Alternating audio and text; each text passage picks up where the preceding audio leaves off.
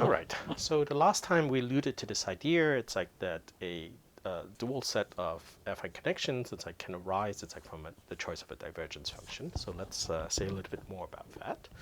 Okay. So this is metric and sort of cubic tensor. So this cubic tensor refers to this T, the symmetric T tensor, it's like which we introduced previously, right? And if you recall, it's the difference between the connection coefficients, it's like of the, it's like of this prime-mode dual pair of affine connections, all right? And how we derive this from a divergence.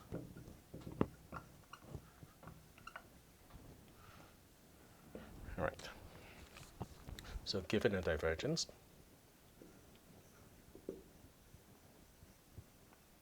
let's call it D, which depends on cos C and cos C prime, right? Defined on a manifold M, right? So we obtain sort of two tensors, which I'm going to call Gij superscript D, where the D is used to denote the fact that it's induced by this choice of divergence. And then this cubic tensor, which if you recall, is given by the difference of two affine connections, right? So we obtain these two tensors, which are induced by D. Okay, so the basic idea, it's like, and again, that's sort of implicit in the title, which we have here, is that if you give me a divergence function, then I'm going to give you a induced Riemannian metric, and I'm also going to give you an induced pair of sort of dual affine connections, right? Because if you recall from the last time, we said that the dual pair of affine connections is given by essentially the Levi-Civita connection. It's like of a metric, sort of offset by this cubic tensor, basically. All right. So if you know the Levi-Civita connection, sorry, if you know the Riemannian metric, you can then compute the associated Levi-Civita connection. And if you know this, it's like cubic tensor. It's like then you can compute. It's like the pair of dual affine connections. Okay. All right. So this divergence function has two arguments, all right? So when we differentiate it, we're going to distinguish between whether we're differentiating with respect to the first or the second argument, okay? So since D has two arguments,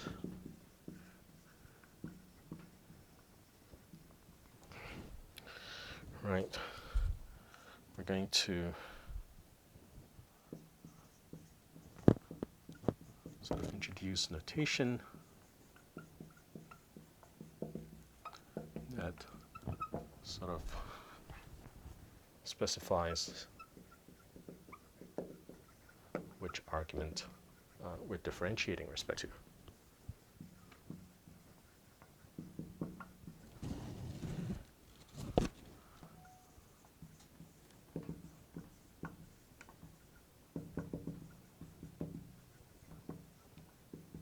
Okay, and okay, so I'm going to do d sub I to denote the partial derivative with respect to ci of d cos c prime evaluated along the diagonal cos c prime is equal to cos c.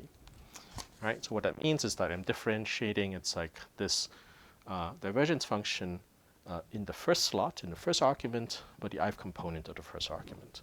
Okay, all right, and then if I d semicolon I, then the semicolon, the fact that I is after the semicolon, as you might expect, means I'm differentiating respect to the second slot. Okay, so this is d cos c prime I. .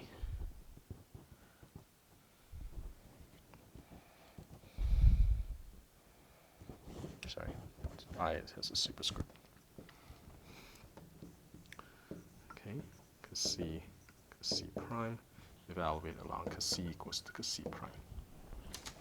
Okay, and then as you might expect, if we're going to differentiate multiple times, so this extends sort of naturally to sort of multiple derivatives.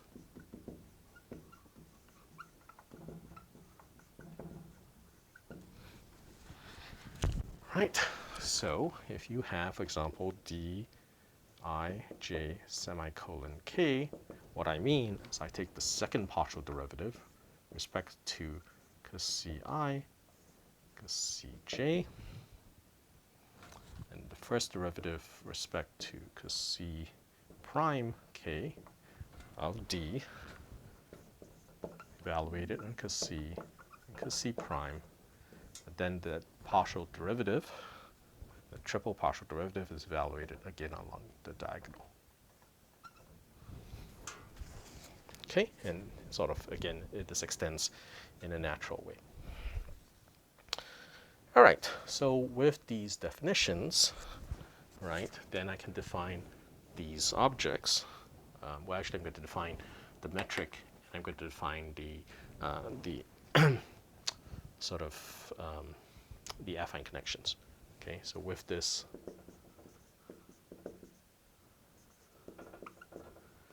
we define the following. So g I j d is just negative d I semicolon j, right? Then gamma d I j k is equal to minus d I j semicolon k. Then gamma star, well, let's call it gamma d star. Okay, so gamma d star I j k is equal to minus d k semicolon I j. All right, so hopefully that's clear. That's maybe not so clear. Okay, so I'm not really making a distinction between the semicolon and the j, so let me try to make it a little bit better. I'm making the j very pronounced. Okay, so if I differentiate the divergence function sort of respect to the ith component in the first slot and the jth component in the second slot, put a minus sign, that's going to give me the metric components. If I differentiate d respect to the ith component in the first slot and the jth and kth component respect to the second slot, and a minus sign, that gives me, it's like the connection coefficients. It's like for the primal, it's a connection. And then if I differentiate d respect to the kth component in the first slot and the ith and jth component of the second slot with a minus sign, this gives me, again, the metric, sorry, the affine connection coefficients, it's like of the dual affine connection. Okay, so hopefully that's clear. So you can check that these things, honest to goodness, is like do define affine connections.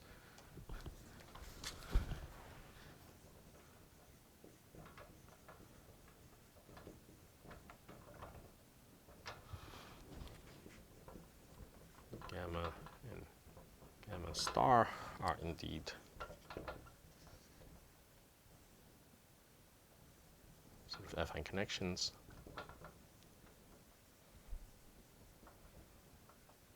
Then once you have those things, you can take their difference to compute this cubic tensor.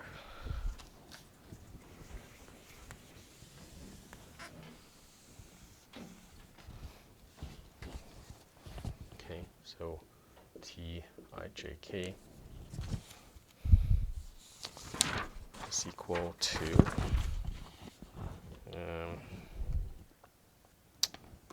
gamma star ijk minus gamma ijk.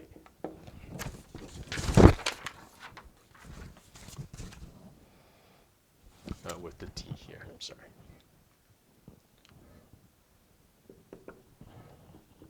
Okay, again, to denote the fact that it's coming from this divergence function d. Okay, so let me state a few theorems about this, right? So in order to say that the affine connections are dual, right, they have to be dual with respect to a particular metric, right? So offhand, it's like all we stated so far is that you have two affine connections which come from these sort of triple mixed partial derivatives of the divergence function evaluated along the diagonal with the minus signs in front of them. And that the claim is that they actually indeed satisfy the axioms, it's like for an affine connection, which you can verify directly. It's not necessarily difficult, but it's a bit tedious, so we're omitting that.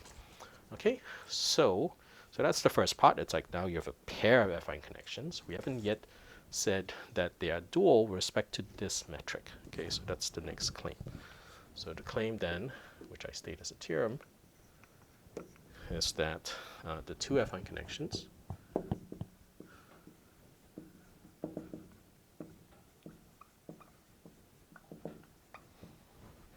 gamma d and gamma d star, right, are dual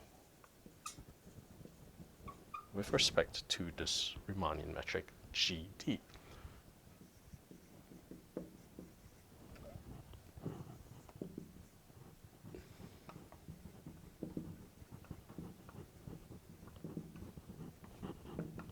Okay, and again, it's like for the purposes of sort of simplifying the discussion, it's like I'm going to omit the proof of this theorem, but again, it's like this is discussed in the book. Okay.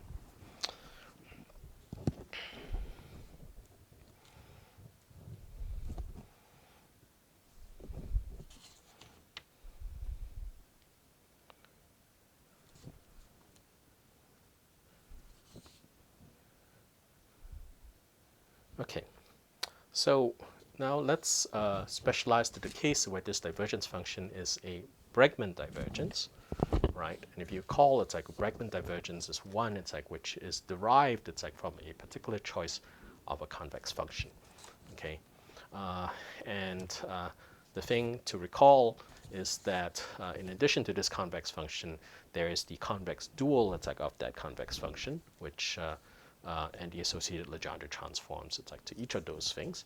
And so you can ask quite naturally, right, how the metric and the cubic tensor play, it's like with this notion of divergences, but specifically it's like what happens when you have a Bregman divergence instead. Okay, so let's try to see what happens.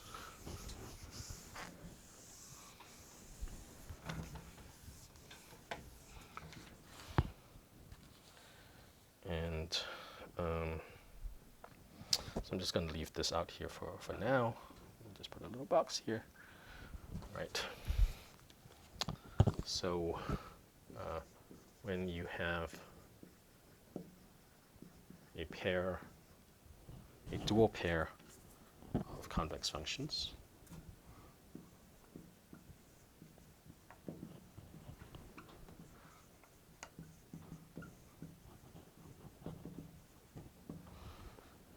let's say phi of theta and psi of eta,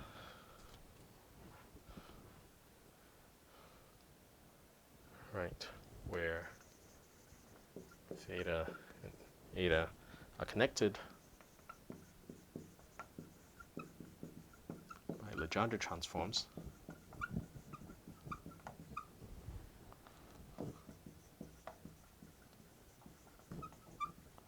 Right, we have, if you recall, a Bregman divergence, right?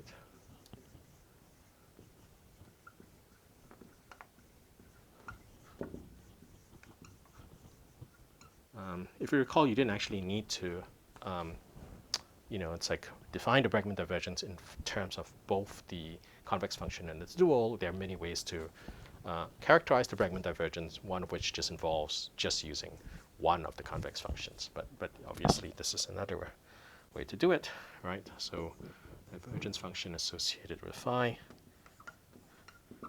respect to theta, theta prime, right, is phi of theta plus psi of eta prime, right? So this is the Legendre transform of the theta prime coordinate, right? And then you evaluate the dual convex function on that, right? Minus the inner product between the primal coordinate and the dual coordinate of the second point, right? Primal coordinate, the first point, and dual coordinate, the second point. Okay. So where this is the Legendre dual.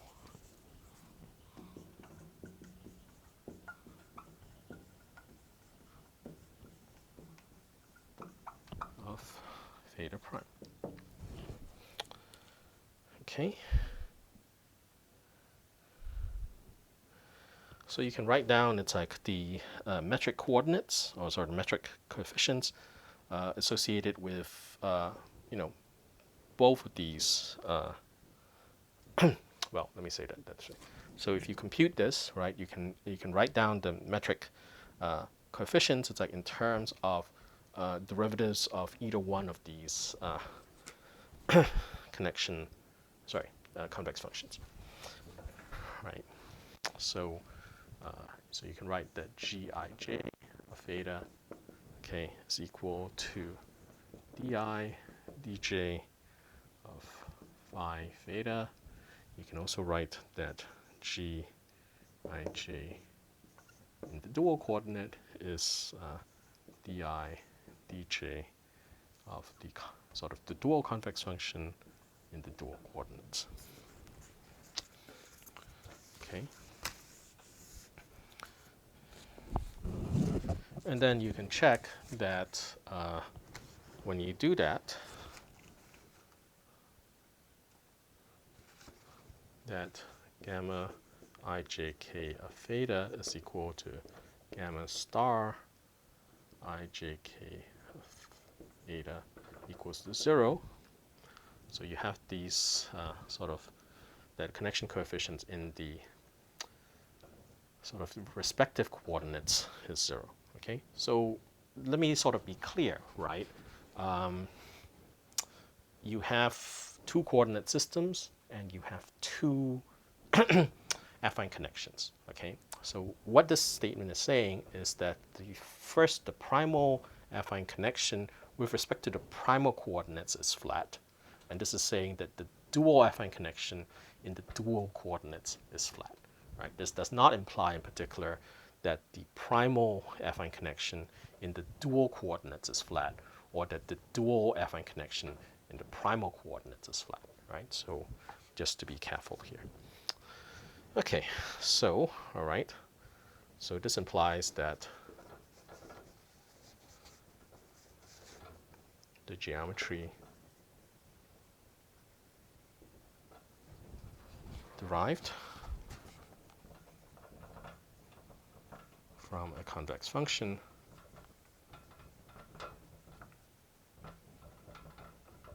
or the related fragment divergence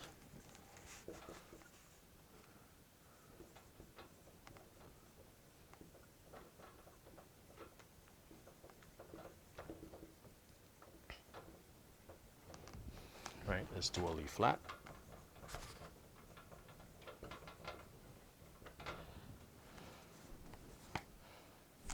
And the affine connection and the affine coordinates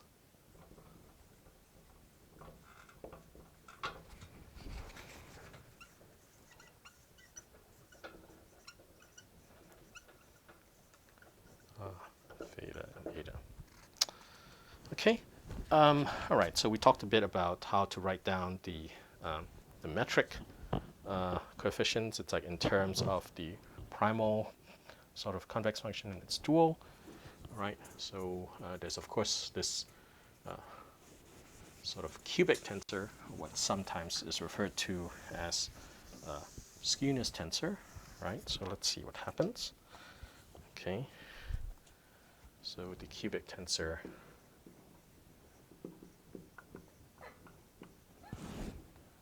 is given by